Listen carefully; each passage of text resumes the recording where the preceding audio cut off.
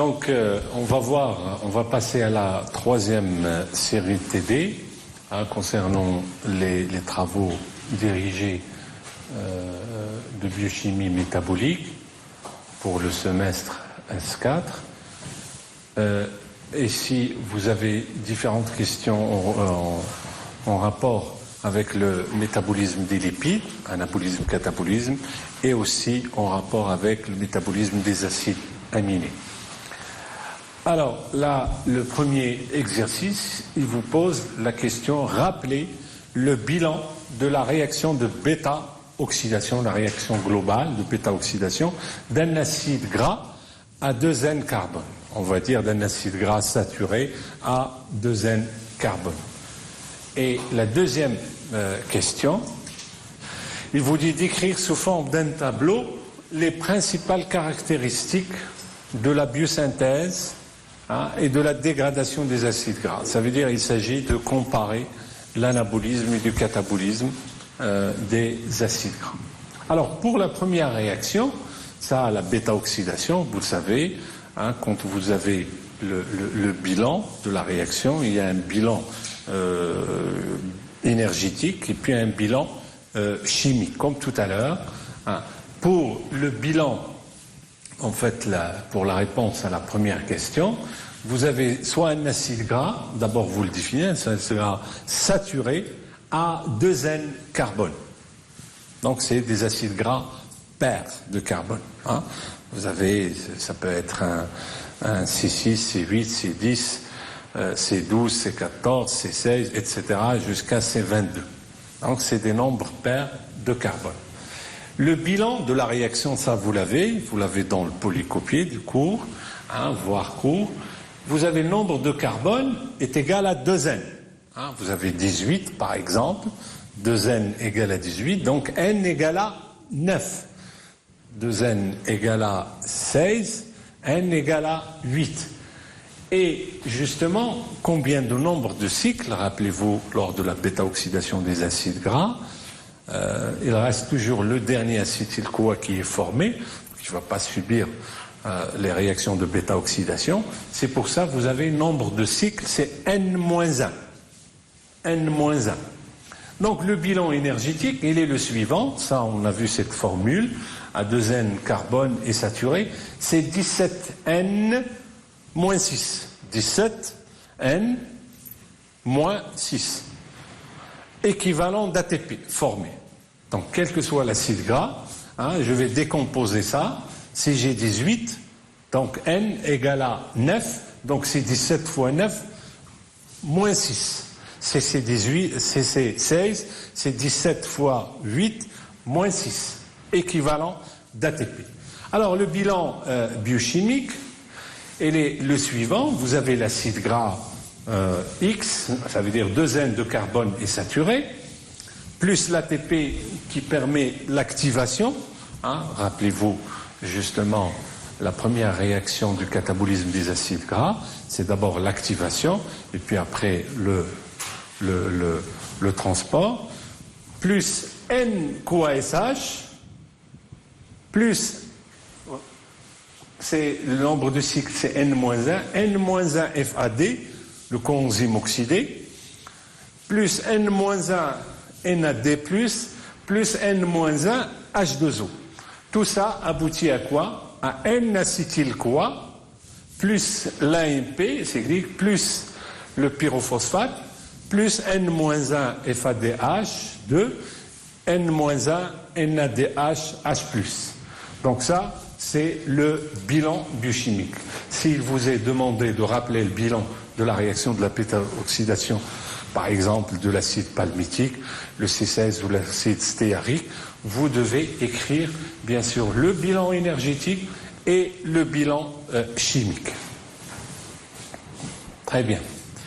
Alors, pour la deuxième question, ça c'est une question de cours, vous l'avez dans le polycopié, vous avez un tableau qui vous fait la différence entre l'anabolisme et le catabolisme Par exemple, la présence de citrate dans l'anabolisme, elle est indispensable. Dans le catabolisme, il n'y a pas intervention de citrate.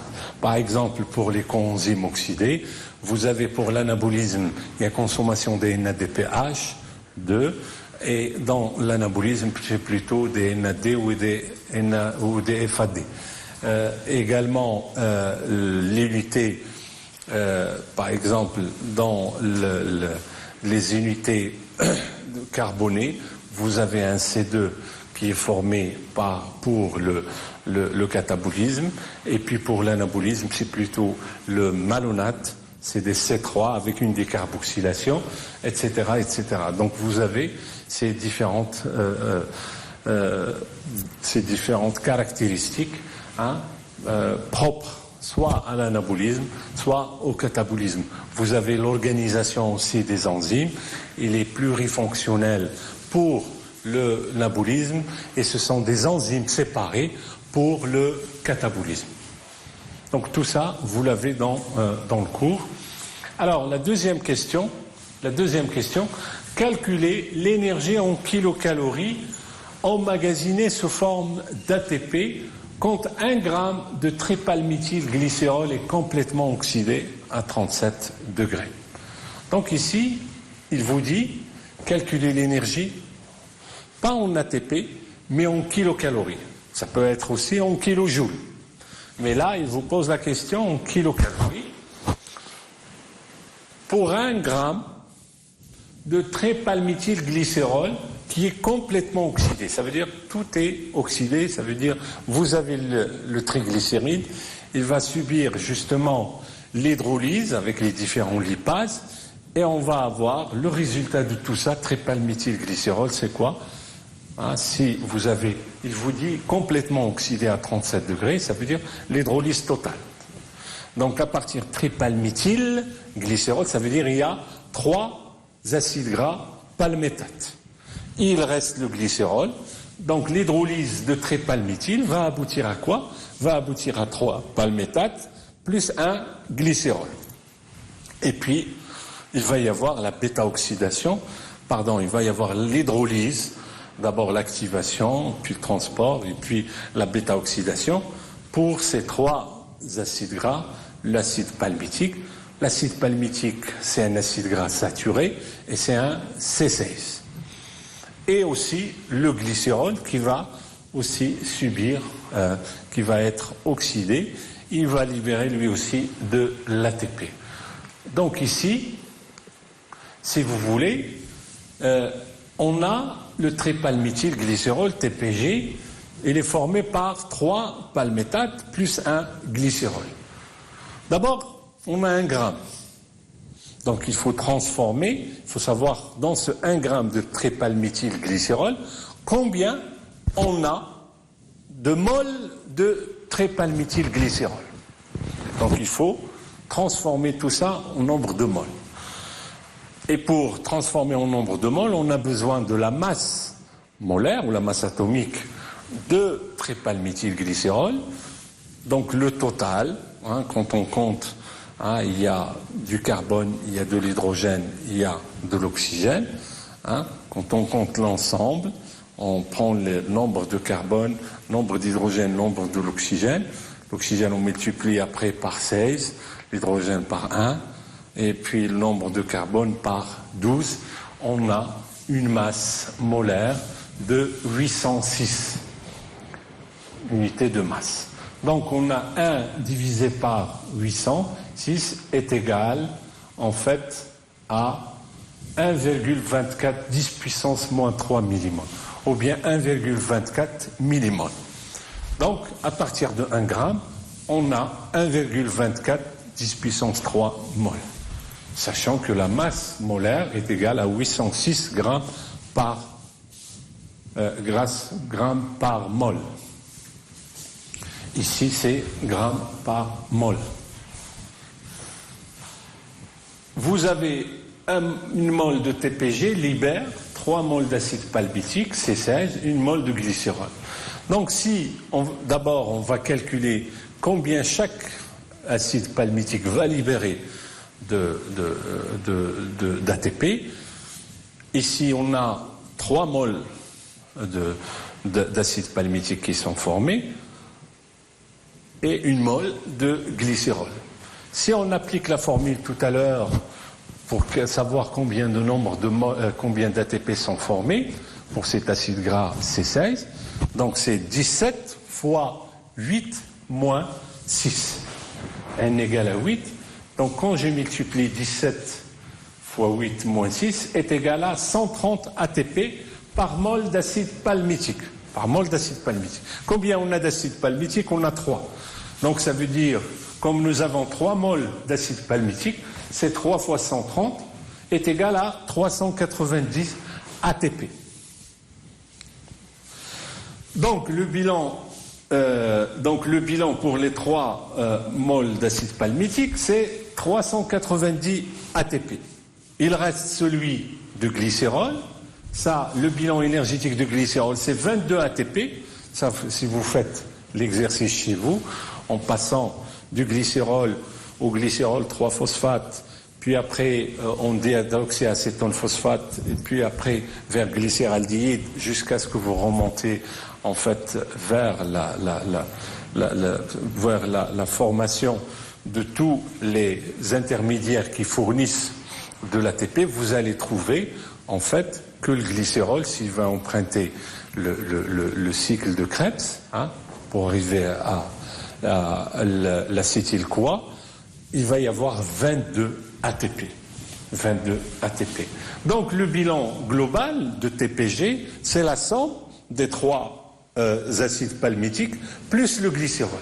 Donc ça fait 390 plus 22 est égal à 412 ATP. Donc 412 par TPG, par une mole de TPG, une mole de tripalméthylglycérol. Et si est-ce qu'on a une mole de tripalméthylglycérol? Non, on n'a que, on l'a calculé, 1,24 10 puissance 3 mol. Donc, on va savoir justement ce 1,24 millimol combien il donne d'ATP. Donc c'est une règle de 3. Donc ça veut dire 1,24 10 puissance moins 3 fois 412 est égal à 0,51 ATP par gramme de tripalméthylglycérol. Ici, il ne demande pas les ATP, il nous demande en kilocalories. Donc ça, on va transformer les moles d'ATP en énergie libérée, c'est 7 qui est égal à 7,3 kilocalories d'énergie. Donc, le bilan énergétique en kilocalories pour 1 gramme de TPG, c'est quoi? C'est 7,3 fois 0,51 qui est égal à 3,72 kilocalories par 1 gramme de TPG. Voilà, donc on forme donc, le résultat final. Le résultat final, c'est 3,72 kilocalories par gramme de tripalméthylglycérol. Alors, la question D, il vous dit combien de molécules d'ATP sont formées par atome de carbone lors de l'oxydation d'une molécule de tripalméthylglycérol. Là, il parle de molécules tripalméthylglycérol. Donc, ça veut dire que une molécule tripalméthylglycérol, il libère 3 molécules d'acide palmitique plus une molécule de glycérol. Nous avons vu que, justement, précédemment, que une mole de tripalméthylglycérol, il libère, en fait, 400, nous l'avons vu, combien? Tripalméthyl, il libère 412 ATP. Donc ici, et combien il y a de carbone? Il y a 51.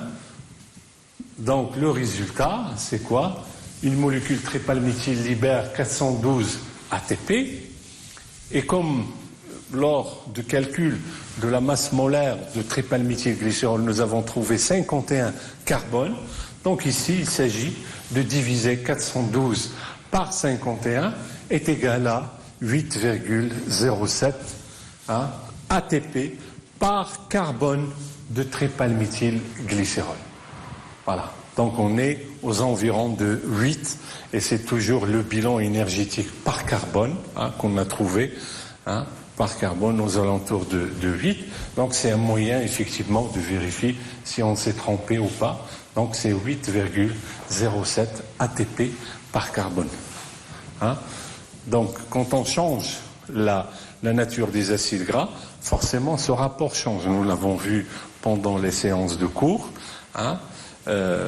Même si on divise par le nombre de carbone, on a des ratios qui sont différents en fonction, bien sûr, de la longueur de la chaîne gras. Ici, c'est un tripalméthylglycérol, c'est un triglycéride qui est formé par 3 palmétates et un glycérol, et le ratio est égal à 8,07 ATP par carbone. Ça, l'exercice 2, il vous dit certains individus ils souffrent d'un déficit en acyle-CoA déshydrogénase. La DACAD, des acides gras à chaîne moyenne, quels sont les intermédiaires qui s'accumulent chez les individus atteints de DACAD?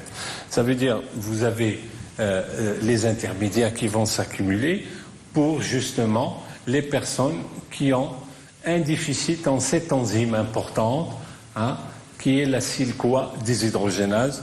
Là, on est dans l'anabolisme des acides gras. En fait, ici, les acides gras, quand on parle des chaînes moyennes, donc ça veut dire de 4 à 12, donc les acides gras à chaîne moyenne de 4 à 12 de carbone vont s'accumuler. Parce que, justement, il n'y a pas cet acyle-CoA déshydrogénase pour les chaînes moyennes. Elle est déficitaire, donc il va y avoir ces acides gras à chaîne moyenne qui vont s'accumuler. Plus, il vous dit vont s'accumuler chez les individus ayant une déficience en acyle-CoA déshydrogénase, puisque la conversion d'acyle en acyle-CoA est bloquée. Donc il va y avoir C4, formation de C4 au C6, C8, C10, C12, et jusqu'à C12, hop, il est bloqué parce que justement, il y a cette déficience, il n'y a pas cette enzyme, l'acyle-CoA déshydrogénase pour les chaînes moyennes, parce qu'il y a une spécificité. Et aussi, il va y avoir l'accumulation des esters d'acyle-carnitine qui permettent le transport. Le transport, les esters d'acyle-carnitine qui vont s'accumuler aussi. Donc il va y avoir 2 catégories de métabolites qui vont s'accumuler. D'abord, les acides gras à chaîne moyenne de 4 à 12 et aussi leur homologue acyle-carnitine, quand il y a la carnitine qui est greffée, qui vont s'accumuler.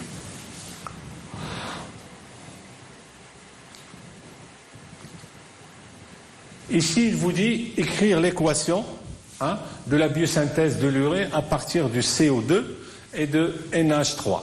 Donc ça, c'est l'oriogénèse, la formation de l'urée.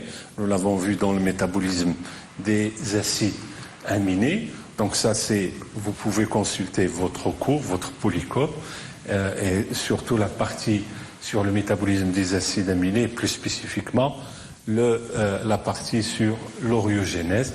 Vous aurez justement la formation de l'urée. Rappelez-vous, ça se passe dans 2 endroits différents. D'abord, la mitochondrie et le cytosol. Et ça commence par 2 NH3 plus 2 ATP plus le CO2 jusqu'à la formation de la citruline. Une fois que vous avez la formation de la citruline, le citruline a la possibilité de traverser la membrane pour passer dans le cytosol. Et après, vous avez une série de réactions enzymatiques jusqu'à la formation de l'urée et la libération, bien sûr, de la molécule de l'urée. Et comme ça, vous arrivez à avoir l'urée à partir d'une molécule, de 2 molécules d'ATP, plus l'ammoniac, plus le CO2. Donc l'oriogenèse, ça se passe dans 2 endroits. Vous avez la phase mitochondriale et la phase cytosolique. Et principalement dans les cellules hépatiques. Alors, un autre exercice plus intéressant, parce que justement, c'est toute la réflexion autour des marquages. Ici, il vous dit si on administre de L-alaline qui est marqué au carbone numéro 2, au carbone 14. Donc, le carbone numéro 2, rappelez-vous, on va partir toujours du carbone le plus oxydé, qui est le COH, le groupement carboxylate, 1, et puis après jusqu'à 2, puis 3.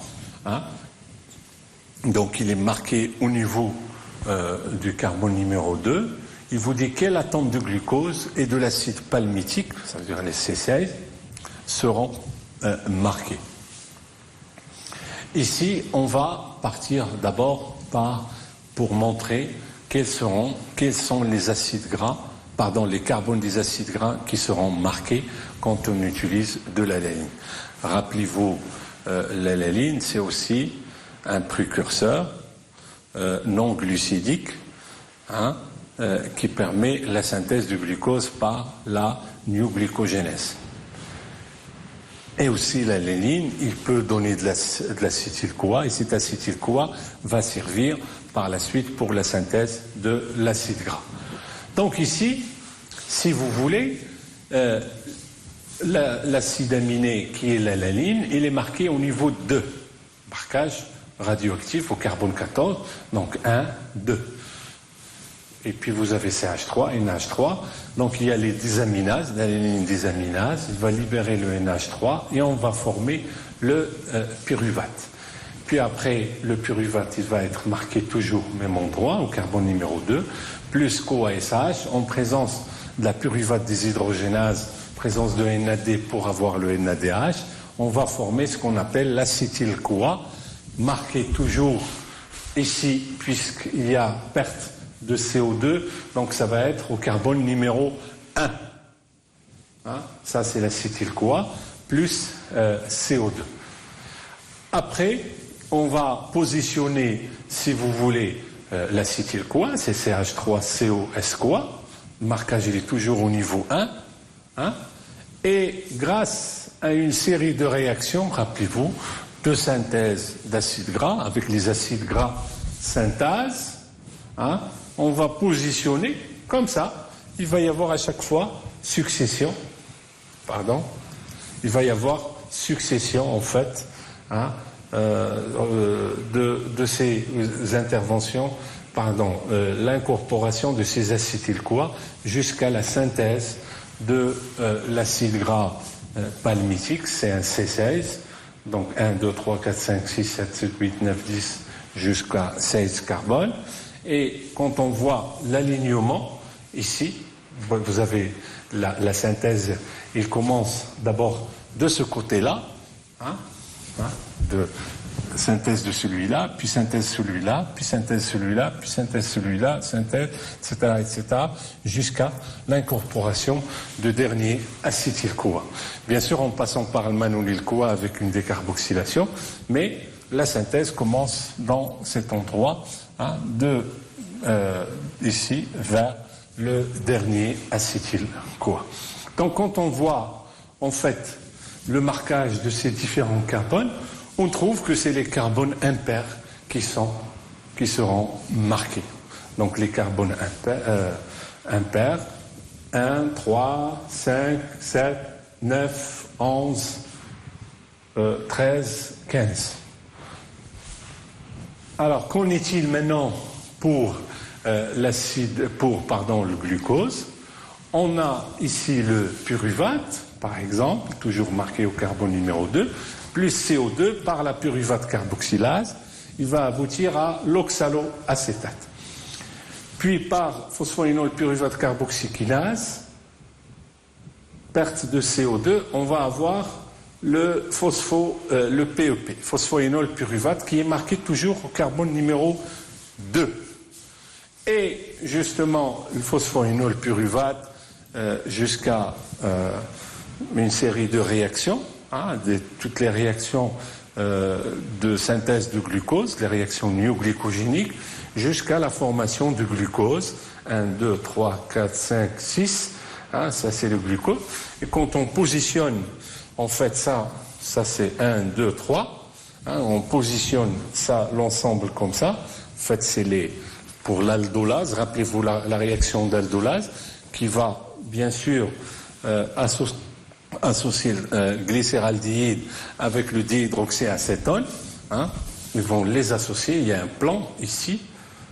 Si on divise la molécule, c'est des C3, ici c'est des C6, donc 2 fois C3 pour avoir un C6. On va avoir le marquage de ce carbone-là et le marquage de ce carbone-là. Donc il va y avoir le marquage du carbone numéro 2 et le carbone numéro 5, avec bien sûr l'alanine qui est marquée en C2. On va passer en fait au marquage, par exemple, de l'alanine au niveau du carbone 3 par le carbone 14. Il vous pose la même question: quel atome de glucose et d'acide palmitique seront marqués? C'est comme tout à l'heure, mais on a changé juste la position du marquage. Au lieu que ça soit sur le carbone numéro 2, là il est sur le carbone numéro 3. Donc ici, vous avez l'alanine et l'alanine, vous avez des aminations, elle est marquée sur le carbone numéro 3, 1, 2, 3. Donc une désaminase, pour avoir le pyruvate, toujours marqué en C1, plus le co-ASH, avec le pyruvate déshydrogénase, libération de NADH, plus l'acétyl-CoA qui est marqué en C2. 1, 2 plus CO2. Donc, on va positionner l'acétyl-CoA avec le marquage ici en C2, 1, 2, et par une série de réactions par les acides gras synthase, le complexe multifonctionnel. On va les poser comme ça, comme ça, comme ça. La synthèse toujours commence de l'autre côté, à droite vers la gauche. Ici, jusqu'au dernier acétyl-CoA. Et qu'est-ce qu'on remarque? On remarque qu'on a marqué le carbone numéro 2, 4, 6, 8, 10, 12, 14, 16. Donc ce sont les carbones pairs qui seront marqués, alors que tout à l'heure, ce sont des carbones impairs. Qu'en est-il pour le glucose? Vous avez ici, pareil, le pyruvate marqué sur C3, plus CO2 phosphoénol par la pyruvate carboxylase, on a l'oxaloacétate, puis après, perte de CO2 par PEP, phosphoénol pyruvate carboxykinase, et formation de phosphoénol pyruvate marqué sur C3, et on va positionner le C3, 2 fois C3 ça fait, avec une série de réactions enzymatiques, des réactions néoglycogéniques, jusqu'au glucose. On va positionner, ça c'est 1, 2, 3, on va les positionner comme ça, et on va avoir le marquage au niveau du 3e carbone et le marquage au niveau du 6e carbone. Donc ce sont les carbones 3 et 6 qui vont être marqués. 3 et 6, on fait par exemple, on va couper le glucose en 2 et on va avoir qu'on a superposé en fait deux C3 qui sont marqués au niveau du 3e carbone et on va avoir un marquage au niveau du 3e et du 6e carbone.